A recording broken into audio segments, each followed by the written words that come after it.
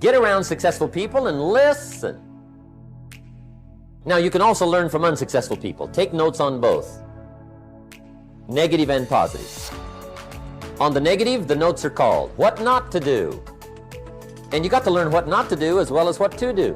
So learn from the negative as well as the positive. Find out what poor people read and don't read it.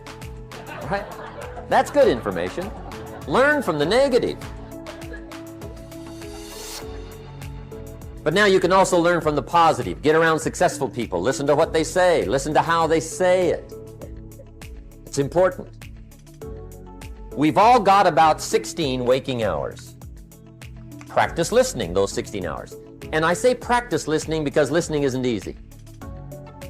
I found out it's easier to talk than it is to listen. But if you will practice listening the 16 hours you're awake, sure enough, from surprising sources comes great ideas. In sales training we teach, if you want to learn sales, listen to the kids. Kids have got to be the master salespeople of all time. They have no equal. Father tells his young son, no, you cannot have an ice cream cone. 30 minutes later, he's licking on one. That'd be 30 minutes worth listening to. They got moves you wouldn't believe. Persistence runs deep like the ocean. And the kids never took a class on how to overcome objections.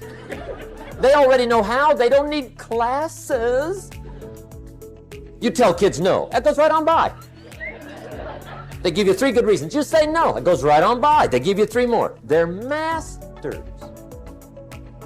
So listen and learn. Now here's some of the best advice I've got for the whole evening. It won't get any better than this. This is it.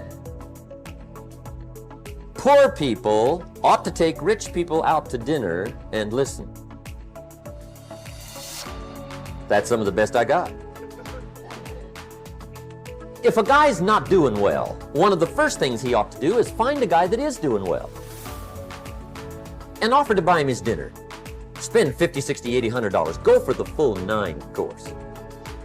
Start him on the juices and hors d'oeuvres. Get him started talking. The salad takes 15 minutes. Keep it rolling. Biggest steak in town takes 45. Keep it rolling. Pour on the dessert. Stretch that meal out about 2 hours. If you get a successful person to eat and talk for 2 hours, they're liable to drop ideas in your lap, change your life. Multiply your income by 2, by 3, by 5. But you're right. Poor people don't usually take rich people out to dinner. That's the problem. The guy said he's rich, let him buy his own dinner. I'm not coming up with any money. And he says, besides, you work where I work. By the time you struggle home, it's late. You're lucky to get your own supper, let alone running around trying to find a rich man to feed. And the guy's behind on his house payment. Good worker, hard worker, sincere. But you got to be better than sincere. Work hard. You wind up broke. You got to be better than a good worker. You got to be a good listener. And remember, what you read and what you hear, put the good stuff in your journal. Now here's the third way to find out how to change your life. And that's to observe. You can pick up a lot of ideas just by watching. Get around successful people and watch. Here's why. Success leaves clues. Watch how the man shakes hands. Watch how the lady responds. People who do well do certain things over and over and over and over. And if you're clever, you can pick them up. Watch it all. If a guy's making $10,000 a month, I'd watch how he walks. Maybe that's it. Copy his funny little walk. Somebody says, well, that's kind of a silly walk. Say, it's 10,000. I haven't got the money yet, but I got the walk. It's bound to start somewhere.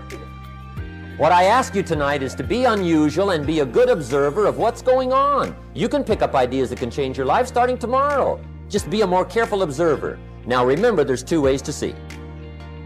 One is called sight. See with your eyes. The other one is called insight. See with your mind. See with your eyes, you'll see things. See with your mind, you'll see answers. Put your eyes and your mind to work. And the best advice on developing sight and insight is pay attention. Don't miss anything. In the weekend seminar we teach, one of the greatest fatalities to success is preoccupation, lack of concentration. The guy's mind wanders. See, you wind up average. You've got to learn to zero in and concentrate. I read a good article one time, Reader's Digest. The title was, "Wherever you are, be there." Excellent. Don't miss anything.